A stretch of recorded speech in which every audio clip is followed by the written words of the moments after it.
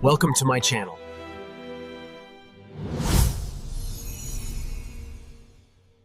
The Lochdub rain didn't just fall. It inhabited the air, a fine, penetrating mist that seeped into bones, stone, and woolen jerseys alike.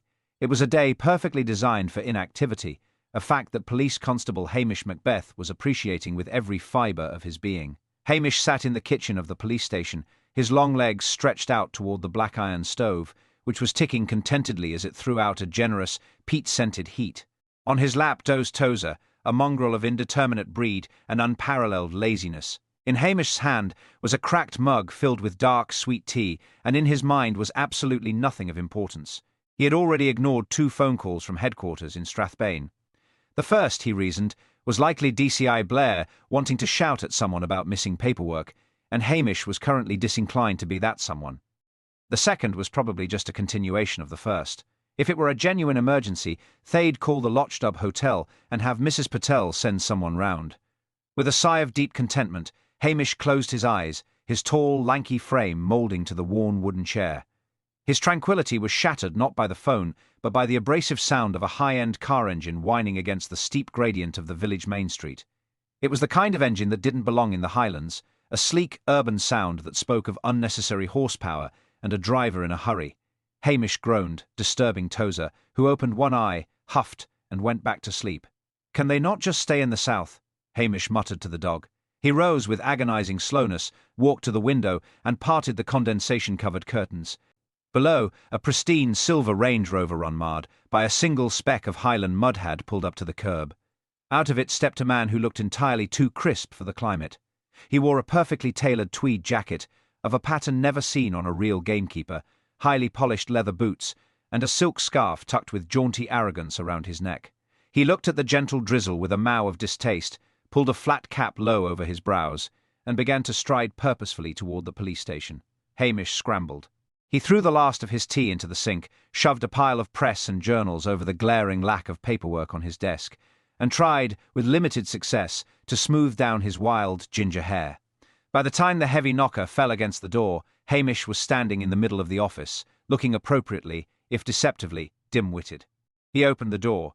"Macbeth?" the man demanded, sweeping past Hamish without invitation, bringing with him the scent of expensive cologne and ozone. He began to pace the small office, his nose wrinkling slightly at the smell of wet dog and frying bacon that perpetually clung to the air.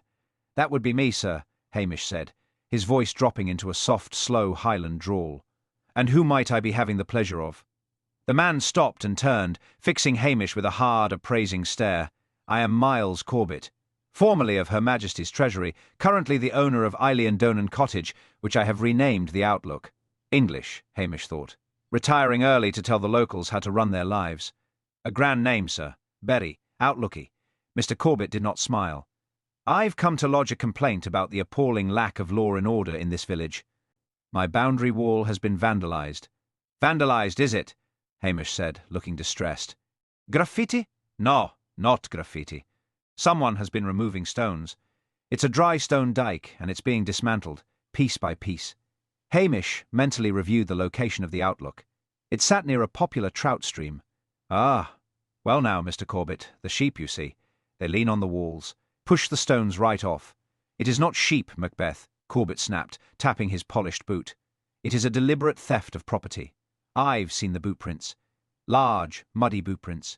The kind a poacher would leave." Hamish blinked slowly. The man was right, of course. Angus Cameron had been taking stones from that wall to repair his own for weeks, but Hamish wasn't about to tell a Sassenach newcomer that. "Poachers, you say?" Hamish said, his voice rising in simulated surprise. Well, certainly be looking into that, Mr. Corbett. The Highlands, you know, it's a wild place. Stones just wander off." Corbett stared at him, seemingly trying to determine if Hamish was genuinely stupid or incredibly insolent. He decided on stupid. "I expect this to be resolved, Macbeth. I did not move to the tranquility of the Highlands to have my property dismantled by the local peasantry. If you cannot handle it, I will write to your superiors in Strathbane. I am a man of some influence, I should warn you." "Oh, I wouldn't do that, sir," Hamish said earnestly. "DCI Blair is a terribly busy man. He doesn't like being bothered about wandering stones." Corbett huffed, adjusting his scarf. "You know, Macbeth, you are exactly what's wrong with this country. Lax. inefficia. Content to let things crumble. I intend to change that. Starting with my wall and ending with the standards of public service in this region. With that, he turned on his heel and marched out, slamming the door behind him and bringing down a shower of dust from the ceiling. Hamish sighed, walking back to his stove. He nudged Tozer aside and reclaimed his chair. "Standards!" Hamish whispered, pulling the collar of his uniform jacket up. "The man's only been here a month, and already he wants to be the Inspector General of the Highlands." He looked out the window as the sleek silver car roared. "A man of influence," he repeated, closing his eyes. "Well, hell find out soon enough that the only thing that has real influence in Lochstub is the weather, and it doesn't care about his boundary wall one bit." Hamish drifted back to sleep, the brief interruption already fading into the background hum of the rain. The peace of Lochstub had been challenged, but as far as PC Hamish Macbeth was concerned, the peace was still currently winning. The persistent drizzle that had plagued Lochstub finally surrendered during the night, replaced by a thick, pearlescent fog that clung stubbornly to the surface of the sea loch. It muffled the cries of the gulls and wrapped the stone cottages in a damp, isolating embrace. For Hamish Macbeth, the morning fog was a blessing. It meant tourists would stay huddled indoors, and the locals would be too busy warming their bones by their fires to bother him with petty grievances. He was halfway through a surprisingly decent plate of scrambled eggs and a fresh pot of coffee, seated comfortably at his kitchen table, when the frantic hammering began on the police station door. Tozer let out a single, disgruntled noise and immediately went back to sleep. Hamish sighed, carefully placing his fork on the worn ceramic plate. He knew that rhythm. It was the desperate, breathless pounding of someone who had seen something entirely unfit for a peaceful Highland morning. He shuffled to the front door, pulling it open to find Mrs. Gallagher, the village postmistress, clutching her heavy woolen shawl tight against her chest. Her face was the colour of old porridge, and her chest heaved as if she had run all the way from the harbour without stopping for breath. "Hamish!" she gasped, leaning against the peeling paint of the doorframe. "It's the new man. Up at the old Eilean Donan cottage. The English fellow with the fancy scarf." Hamish felt a profound sense of weariness settle over his shoulders. "Mr. Corbett? Has someone taken more of his precious stones, Mrs. Gallagher?" he asked, keeping his voice carefully neutral and slow. "Take his stones!" she cried, her voice echoing unnaturally in the muffled fog. "Hamish, the stones have taken him!" "He's dead." Squashed flat under his own boundary wall, looking like a discarded ragdoll in the mud. The thought of his rapidly cooling scrambled eggs filled Hamish with a sharp pang of regret. He rubbed a hand over his face, feeling the rough stubble he hadn't bothered to shave that morning. A death, especially a bizarre one, meant calling headquarters in Strathbane. It meant the impending arrival of DCI Blair. It meant the absolute end of his quiet week. "Right," Hamish said softly, stepping back into the hallway to grab his peaked cap and his heavy waterproof jacket from the wooden peg. "Come on, Tozer. Duty calls, much to our mutual disgust." The dog ignored him completely until Hamish rattled the biscuit tin on the counter, at which point Tozer miraculously found his legs and followed his master out into the swirling mist. They made their way up the steep, winding path toward the newly christened The Outlook. The fog was so thick that the world seemed to exist only in immediate, damp patches of grey and muted green. When they finally reached the property line, Hamish found that Mrs. Gallagher had not been exaggerating in the slightest. Miles Corbett was indeed dead, and in a manner that stripped away every ounce of his tailored, aristocratic dignity from the previous afternoon. He lay face down in the slick, churned mud, his lower half completely pinned beneath a massive section of the dry stone wall that had violently collapsed outward. But it was his attire that made Hamish stop and stare, his hazel eyes narrowing.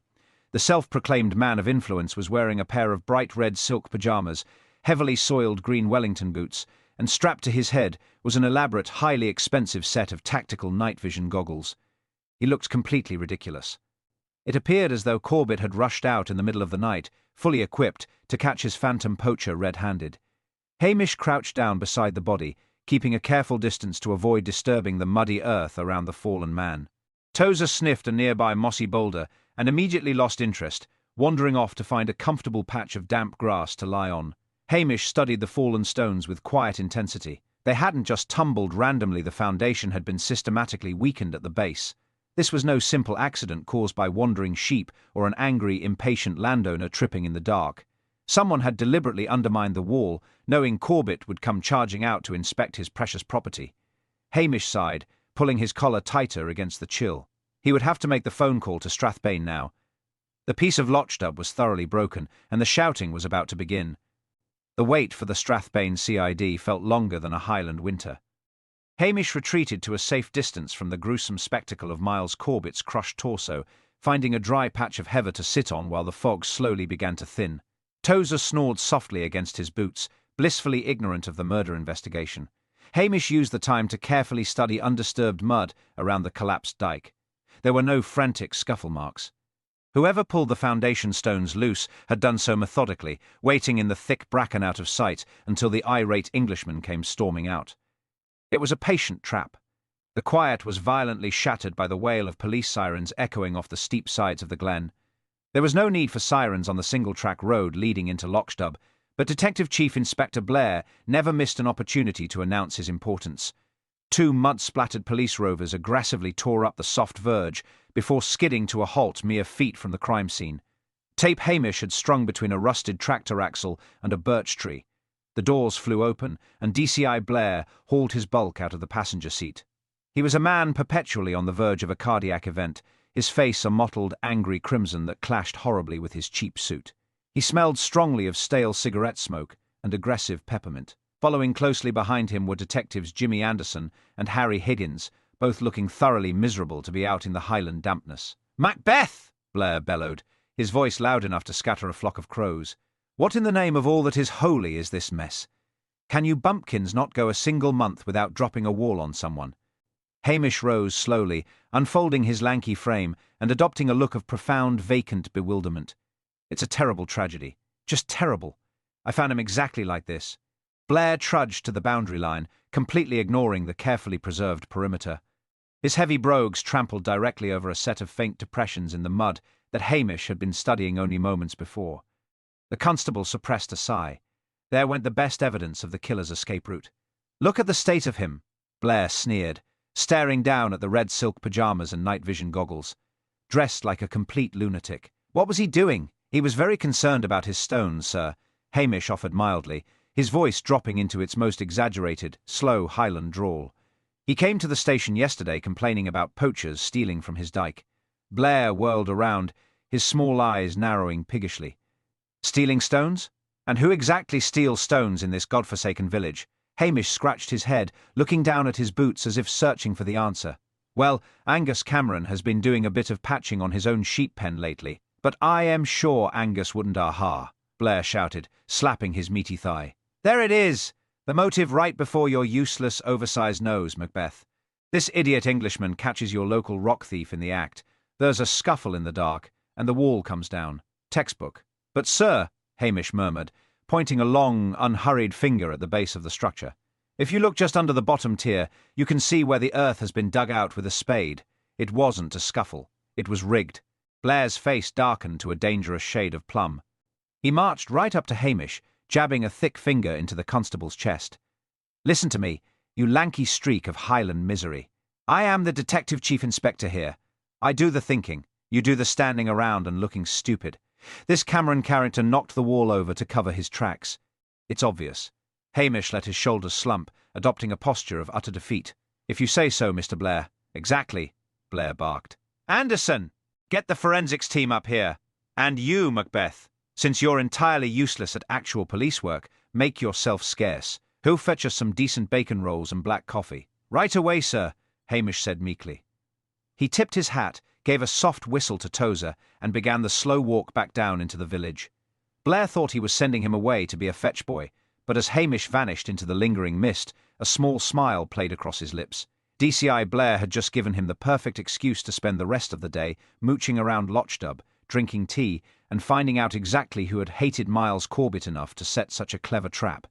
By the time Hamish reached the harbour front, the oppressive fog had burned off, revealing a clear, pale blue Highland sky. The sudden shift brought a biting wind off the loch, carrying the sharp scent of salt. It was a beautiful day for a murder investigation, provided one ignored the body. Hamish shoved his hands into his pockets, feeling a rumble in his stomach. Blair had ordered bacon rolls without specifying a time frame, which Hamish interpreted as a mandate to take his time. Instead of heading to Patel's grocery, Hamish took a detour up the incline toward the manse.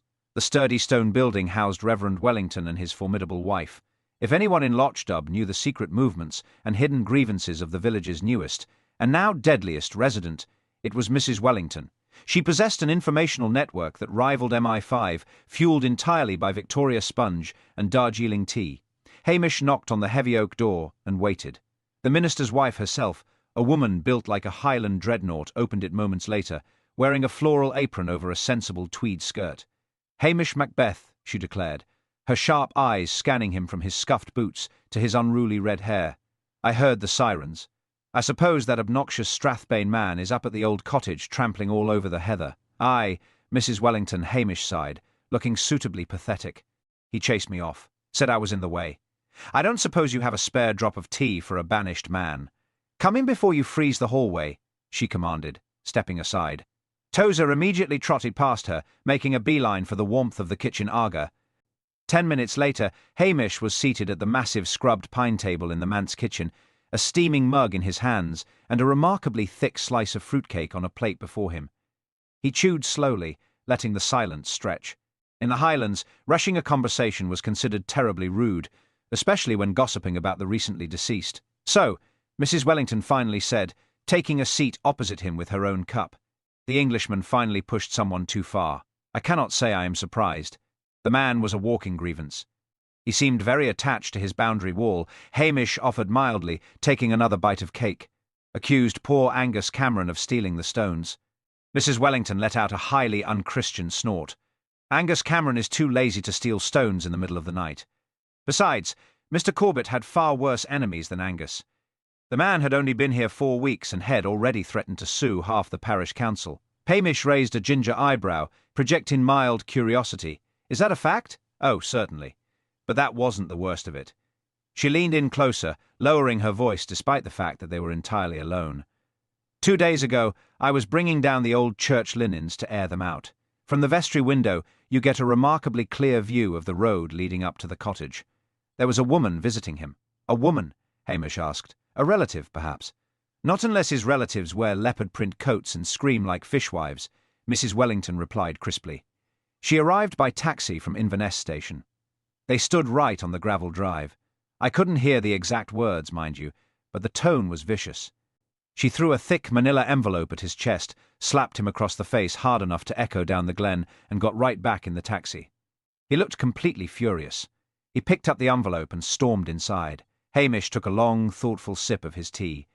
DCI Blair was currently up on the hill, shouting at his underlings and preparing to drag Angus Cameron into an interview room for the crime of repairing a sheep pen.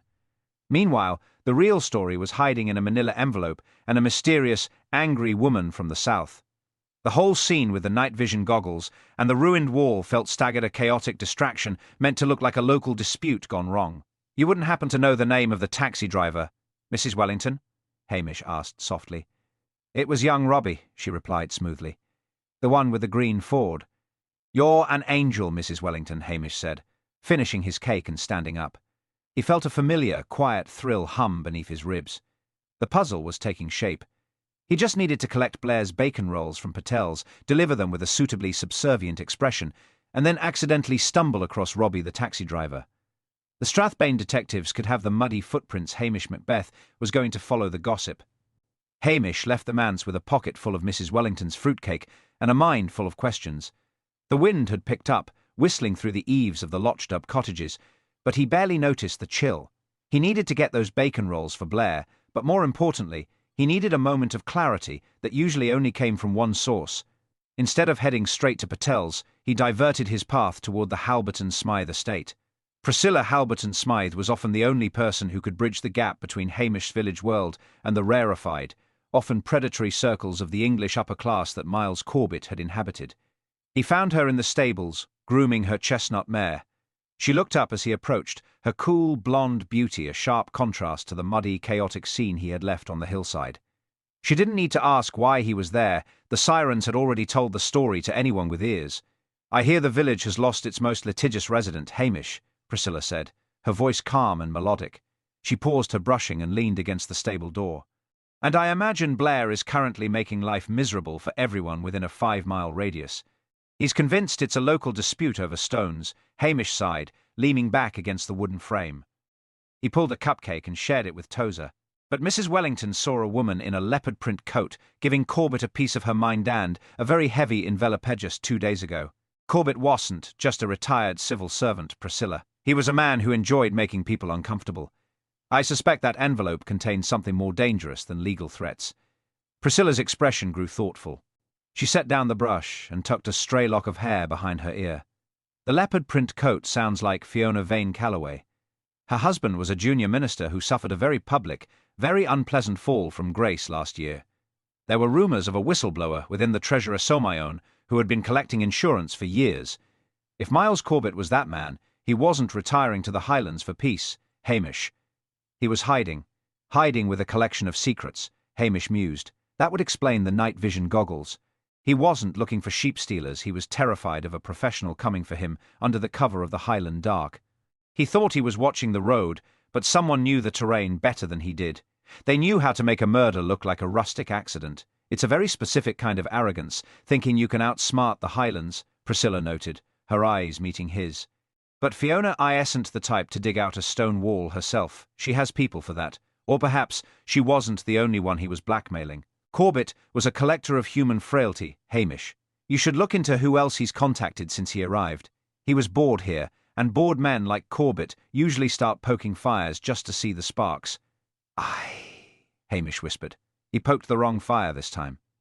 A sudden realization struck him, a detail he had glossed over in his haste to avoid Blair. When he had been at the cottage earlier, the silver Range Rover had been parked at an odd angle, and the front door of the cottage hadn't been fully latched. Corbett had rushed out in his pajamas because he heard something, but perhaps he wasn't the only one in the house that night. "You've given me a lot to think on, Priscilla," Hamish said, tipping his cap. "I'd best get those rolls to Blair before he starts eating the furniture." "Be careful, Hamish," she called him. "If this involves the Treasury and the Vane Calloways, Blair won't be your only problem. This isn't just village gossip anymore." Hamish nodded, his face grim. He whistled for Tozer and began the trek back toward the village centre. He stopped at Patel's, enduring 5 minutes of frantic questioning from Mrs. Patel about the Stonewall killer before emerging with a greasy paper bag smelling of salty bacon. He had the food, and he had a name, Fiona Vane Calloway. Now he just needed to find Robbie, the taxi driver, and see if that envelope had actually left the cottage, or if it was still tucked away somewhere inside the Outlook, waiting for the wrong pair of hands to find it. The mystery was deepening, moving away from the simple mud of Lochstub and into the murky waters of southern politics, and Hamish Macbeth knew that was exactly where things became truly lethal. The greasy bag of bacon rolls felt heavy in Hamish's hand as he climbed back up the muddy track toward the cottage. The wind was whipping the gorse bushes into a frenzy, and the distant, rhythmic thud of a forensics hammer echoed against the hills. As he rounded the final bend, the scene that greeted him was exactly as he had feared. DCI Blair was standing in the centre of the road, his face a triumphant, pulsating purple, while 2 officers held a bewildered and very trembling Angus Cameron by the elbows. Angus, a man whose primary ambition in life was to consume as much local malt as possible without falling into the loch, looked like a deer caught in the high beams of a lorry. His ancient tweed jacket was covered in the same grey stone dust that coated the fallen wall. "There he is!" the village idiot returns with the snacks. Blair bellowed, snatching the bag from Hamish with a greedy swipe. He didn't even thank him, immediately shoving a roll into his mouth while gesturing wildly at Angus. "Look at this, Macbeth!" Open and shut. We found the murder weapon at his croft, a heavy iron pry bar with Corbett's blood and silver paint from his car on the tip. The old drunk was stealing more than just stones. He was trying to strip the chrome off the Range Rover when Corbett caught him. Hamish looked at Angus, whose watery blue eyes were wide with terror. "Angus, man," Hamish said softly, his Highland lilt gaining a sympathetic edge. "Did you go up there with a pry bar to see Mr. Corbett?" "I never," Angus wailed, his voice cracking. "I was in the pub until closing, Hamish, you know that. I woke up this morning and the iron bar was just sitting in my peat shed. I thought the fairies had left it. I didn't kill anybody, especially not a man in red silk pajamas.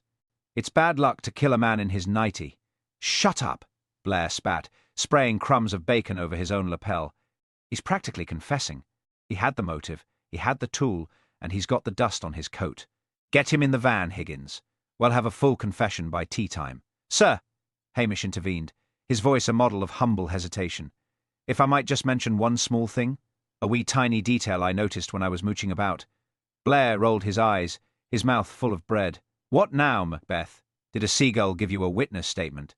It's about the pry bar, sir. And Angus' coat, Hamish said, stepping closer to the rubble. He bent down and picked up a small, jagged piece of the fallen stone, turning it over in his large, calloused hand. Angus is a dry stone diker by trade, even if he is a bit out of practice. He knows that if you're going to pull down a wall of this size, you don't use a pry bar at the top. You'd use a spade at the base, like I showed you earlier. But more importantly, sir, look at the dust on Angus. Blair looked unimpressed. It's stone dust. So what? It's the wrong colour, sir, Hamish said mildly. The stones in Mr. Corbett's wall are Torridonian sandstone dark, reddish-brown stuff. But the dust on Angus' jacket is light grey limestone. That's the kind of stone they use for the decorative paths over at the Halbert and Smythe estate, or perhaps down at the old lime kiln where Robbie the taxi driver keeps his car. Blair's eyes flickered with a brief, momentary doubt before his ego slammed the door shut. Rubbish! Dust is dust. You're just trying to protect one of your local cronies. The lab will confirm the blood on the bar, and that'll be the end of it. Now get out of my sight before I charge you with obstructing an investigation. Hamish watched Angus push into the back of the police rover. He knew that if he argued further, Blair would only dig his heels in deeper. He needed proof, and he needed it before Blair processed the paperwork that would send Angus to a cell in Strathbane. As the police vehicles roared away, leaving a plume of exhaust in the damp air, Hamish walked over to the spot where Corbett's body had been. He looked past the bloodstains and the churned mud, focusing instead on the thick patch of bracken where Head suspected the killer had waited. There, snagged on a thorny bramble, was a tiny shred of fabric. It wasn't tweed, and it wasn't Corbett's pyjama red silk. It was a fragment of synthetic, leopard-print faux fur. Hamish carefully unhooked it with his pocket-knife. Priscilla had been right, the southern rot had reached Lochdub. The pry bar in Angus' shed had been a planter-crude bit of framing that assumed the local police were as stupid as Blair thought they were. But whoever had planted it had forgotten that while all stone might look the same to a man from the city, a Highlander knows every pebble of his own glen. "Come on, Tozer," Hamish whispered, the fragment of fur safely tucked in his palm. "We need to find a taxi driver who's been carrying a very angry passenger, and we need to do it before Angus starts crying into his porridge." The wind off the loch had turned vicious, whistling through the gaps in the village stone like a piper playing a dirge. Hamish walked down the hill, his long strides eating up the distance while his mind raced faster than his feet. The shred of leopard-print fabric in his pocket felt like a hot coal. It was the physical proof that Miles Corbett's past had caught up with him in the Highlands, but it didn't explain the mechanics of the crime. A woman like Fiona Vane Calloway, used to the plush carpets of London and the sharp elbows of political manoeuvring, wouldn't have the strength or the inclination to dig out a foundation stone in a freezing drizzle. She was the spark, certainly, but who had been the tinder? He found Robbie the taxi driver at the old lime kiln, standing over the open bonnet of his green Ford. The air here was thick with the scent of oil and the pale, chalky dust Hamish had noticed on Angus Cameron's jacket. Robbie was a nervous lad with a habit of twisting his cap when he spoke, and as Hamish approached with Tozer trotting at his heels, the boy's knuckles went white against the radiator hose. "Dreadful business up at the cottage, Robbie," Hamish began, leaning against the side of the car with a deceptive air of casual interest. "I hear you had a bit of a glamorous passenger the other day. A lady in a loud coat." Robbie licked his lips, his eyes darting toward the village. She was a right terror. Hamish, screaming about missed connections and the vile smell of sheep. "I took her to the station, and I thought that was the end of it, but then she had me drive her back that night. Not to the cottage, mind you. She had me drop her at the bottom of the glen near the old bridge." "And did she stay long?" Hamish asked, his voice low and encouraging. "An hour," Robbie whispered. "She told me to keep the engine running and the lights off. When she came back, she wasn't alone. There was a man with her, a local, I think, but he had his hood up tight. They were arguing about money. She gave him a thick envelope, the same one Shed been waving at Mr. Corbett earlier. She called him a useful peasant and told him to make sure the job looked like a village row." Hamish felt the pieces clicking into place with a sickening thud. The motive wasn't just the blackmail secrets Corbett held over the Vane Calloways. It was the fact that Corbett had started targeting the locals too. He hadn't just been complaining about stones, he had been looking for a way to dominate the village by finding out who was vulnerable. He had poked a hornet's nest, and the hornets had hired a specialist. "Did you see the man's face, Robbie? Think carefully now. It's for Angus' sake." Robbie hesitated, then shook his head. "I didn't see his face, but I saw his hands when he took the envelope. He was missing the tip of his index finger on the right hand." And he smelled like the curry shop. Not just food, Hamish, but that heavy industrial spice they use in the big vats. Hamish straightens, his eyes darkening. He knew only one man in Lochdub with that specific injury and that specific scent. It wasn't a poacher or a drunkard like Angus. It was someone who knew exactly how to move through the dark without being seen, someone who felt the Sassenach arrogance of men like Corbett as a personal insult to the Highland way of life. The hidden motive was a double-edged sword. Fiona Vane Calloway wanted her husband's reputation protected from a blackmailer, but her accomplice had a different agenda. Corbett had threatened to report the curry shop owner for health violations and illegal extensions, a move that would have ruined a family that had been part of the village fabric for a decade. The leopard print coat had provided the opportunity and the payment, but the local hand had provided the expertise. "Stay here, Robbie. Fix your car and don't go talking to the Strathbane men," Hamish cautioned. He turned away, his heart heavy. He had to move fast. Blair was already at the station, likely typing up a fabricated confession for Angus to sign. Hamish didn't have the luxury of a slow tea anymore. He needed to set a trap that would force a confession from a man far more clever than Angus Cameron. As he walked toward the village centre, passing the closed door of the curry shop, he saw a shadow move behind the frosted glass. The villain wasn't an outsider, and it wasn't a simple thief. It was a man protecting his home from a parasite, and that made him the most dangerous kind of killer. Hamish knew he couldn't just arrest him, he had to make the killer believe that the stupid policeman was the only person standing between him and a life sentence in a southern prison. Hamish did not head for the police station. Instead, he made his way to the kitchen entrance of the Lochdub Spice Curry Shop, walking with a deliberate, heavy-footed stomp that signalled his arrival long before he reached the door. He didn't knock, he simply leaned against the stone wall, lighting a cigarette and watching the blue smoke curl into the cold air. Inside, the rhythmic chopping of a cleaver stopped. A moment later, the door creaked open, and Mr. Sharma stepped out. He was a small, neat man, usually possessed of a quick smile, but today his face was a mask of weary caution.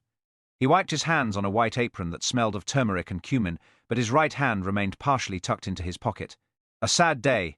"Hamish," Mr. Sharma said, his voice steady. "They say the police have arrested poor Angus for the murder of that man on the hill." "They have indeed," Hamish sighed, looking out toward the grey waters of the loch. DCI Blair is very pleased with himself. He found a pry bar at the croft. He thinks it's all over but the paperwork. He'll be taking Angus back to Strathbane by nightfall to face the High Court. Mr. Sharma's shoulders relaxed a fraction, a movement so subtle most would have missed it. Then justice is served, even if it is a tragedy for Angus. "Well, that's the trouble, you see," Hamish continued, his voice dropping into a confidential, conspiratorial whisper. "The justice part, because I found something in the scene Blair missed. A bit of leopard print cloth. And I've been talking to young Robbie, the taxi driver. He's a nervous lad, Robbie. He told me all about the woman in the leopard coat and the man she met by the old Bridges man she paid to deal with Corbett. He even described the man's hands, mentioned a missing fingertip. The silence that followed was heavy, punctuated only by the distant crying of a gull. Mr. Sharma didn't move, but the air around him seemed to thicken. "But here is the real problem," Hamish said, turning to look Mr. Sharma directly in the eye, his expression one of pained sincerity. "Blair is a lazy man. He doesn't want to hear about mystery women or local feuds. If I give him that cloth and Robbie's statement, he'll realise he looks like a fool for arresting Angus. And when Blair looks like a fool, he gets angry. He'll tear this village apart. He'll raid every shop, check every licence, and dig into every tax record just to find someone else to blame so he can save face."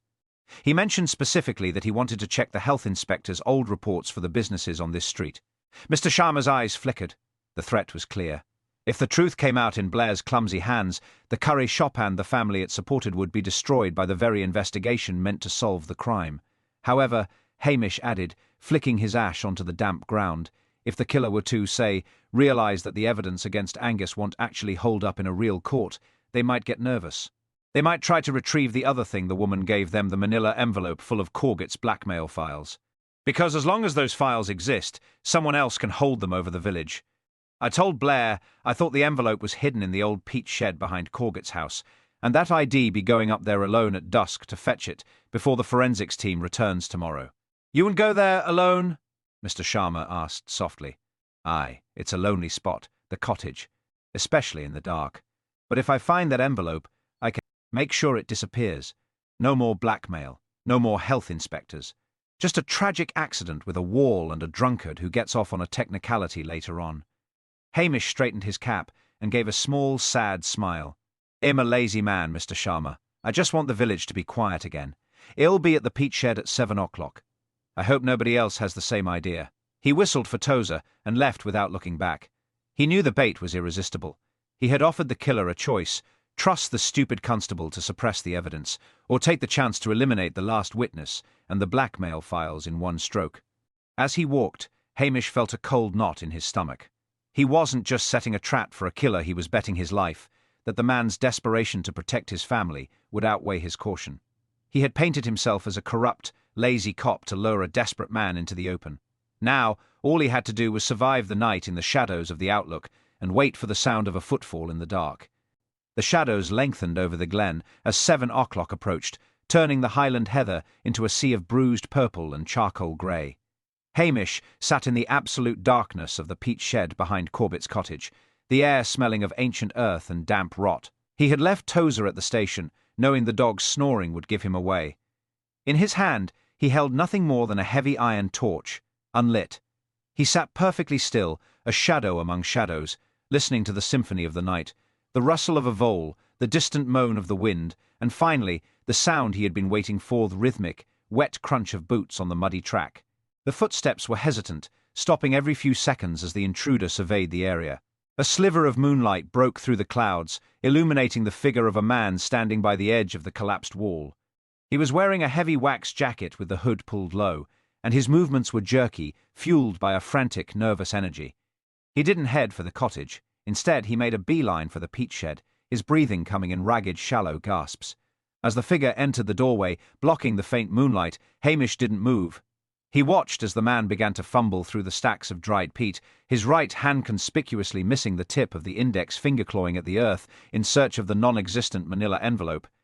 "It's not there, Mr. Sharma," Hamish said, his voice a low, steady vibration in the cramped space. The man let out a strangled yelp, spinning around so violently he struck his shoulder against the timber frame. He pulled a long, serrated kitchen knife from the folds of his jacket, the blade gleaming with a cold, predatory light. "Hamish," he wheezed, his eyes wide and wild in the darkness. "You shouldn't have come. You said yow'd make it go away." "I said I wanted the village quiet," Hamish replied, rising slowly to his full, imposing height. "But you weren't coming here to burn the files, were you? You came to make sure there were no witnesses left, not the files, and not the policeman who knew about the leopard print coat. He was going to ruin us," Sharma screamed, his voice breaking with the weight of his desperation. "That man, that Corbett. He came into my kitchen with his polished boots and his checklists. He found a small discrepancy in the books from 5 years ago. He told me he'd have the authorities shut us down, take the house, deport my cousin." He laughed, Hamish. "He said the Highlands needed cleansing of its inefficiencies. Then that woman called. She told me she could solve my problem if I solved hers. It was so easy. A few stones removed, a little nudge when I heard him come out, and the pry bar in Angus's shed," Hamish asked, stepping into the pale light. "A distraction. I didn't want him to go to jail forever, just long enough for the heat to die down. But you keep digging, Macbeth." Sharma lunged then, not with the grace of a fighter, but with the terrifying, clumsy force of a man who had lost everything. Hamish moved with a deceptive, fluid speed that belied his lazy reputation. He parried the man's arm, the serrated blade whistling inches from his ribs, and used his superior reach to drive his shoulder into Sharma's chest. They crashed through the flimsy door of the shed and onto the muddy slope. Sharma scrambled to his feet, slashing wildly, his face contorted in a mask of primal fear. He wasn't a killer by nature, but a cornered animal is twice as lethal as a predator. He charged again, but Hamish didn't retreat. He stepped into the arc of the knife, catching Sharma's wrist in a grip of iron and twisting until the blade clattered onto the stones. With a swift, practiced motion, Hamish tripped the smaller man, pinning him face down in the same mud where Miles Corbett had drawn his last breath. "It's over, man," Hamish panted, his chest heaving as he pulled a pair of heavy regulation handcuffs from his belt. "The blackmail, the lying, the blood, it's over." As the metal ratcheted shut around Sharma's wrists, the man's strength seemed to evaporate. He collapsed into a fit of silent, racking sobs. Hamish stood up, wiping the muck from his trousers, looking down at the broken man and the ruined cottage. There was no triumph in his expression, only a profound, weary sadness. He had saved Angus and protected the village, but at the cost of a man's soul and a family's future. He stood there for a long time in the cold Highland night, waiting for the sirens he knew would soon follow, wondering if the peace of Lochstub was ever truly worth the price he had to pay to keep it. The sirens of the Strathbane police cruisers were far louder than the soft, rhythmic sobbing of the man cuffed in the mud. Hamish stood over Mr. Sharma, his tall frame silhouetted against the pale moon, feeling a deep, hollow ache in his chest. He heard the screech of tyres and the slamming of doors, followed quickly by the heavy, arrogant footfalls of DCI Blair. The Detective Chief Inspector crested the hill, his face illuminated by the sweeping blue strobes of the lead car. He looked from the pinned man to the discarded kitchen knife, and finally to Hamish, his expression shifting from confusion to a predatory sort of glee. "Macbeth!" Blair barked, his voice cutting through the damp night air. "What the devil is this?" "I thought you were off fetching more pastries, or whatever it is you do when you're not failing at your job. And why do you have the curry cooked in irons? I told you, we already have our man." Hamish let out a long, weary breath and adopted his most vacant, simple-minded expression. He slumped his shoulders, looking down at his muddy boots, as if ashamed. "Oh, you were right as always, sir," Hamish said, his voice thick with a forced Highland humility. Angus was the one, but you see, Mr. Sharma here. He was so upset by the tragedy that he came up here to pay his respects. I happened to stumble upon him, and then I found this knife. It seems Mr. Sharma had a bit of a turn. He was so convinced that he was the one responsible because Head argued with Mr. Corbett about a food delivery earlier that day. He's been confessing all sorts of nonsense, sir. Complete delusions. Blair's eyes narrowed, his small brain whirring behind his sweat-slicked brow. Confessing? What kind of nonsense? Oh, wild stories, Mr. Blair, Hamish whispered, leaning in as if sharing a secret.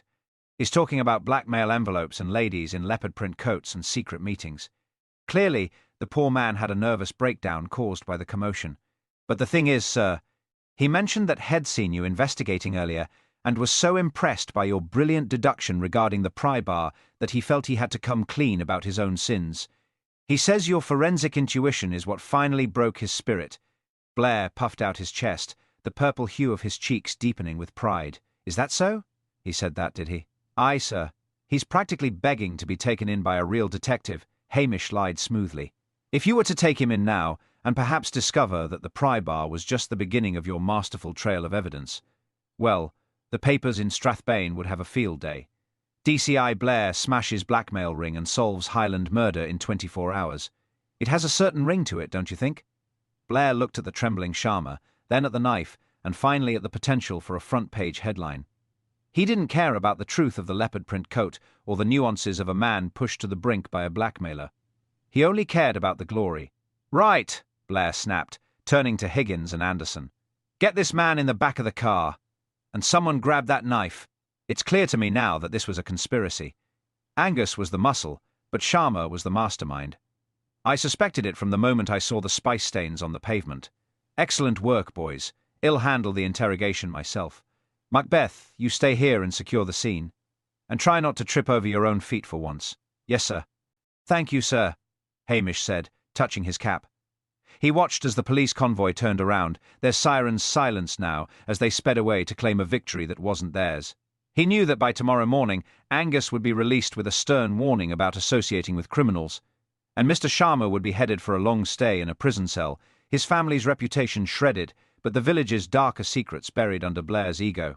Hamish had successfully manipulated the situation so that he would receive no credit, no promotion, and most importantly, no transfer to the city. He was still just the lazy constable of Lochstub.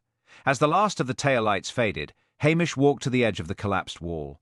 He picked up the small shred of leopard print fabric he had hidden in his pocket and let the wind snatch it away, watching as it tumbled down the dark slope toward the loch.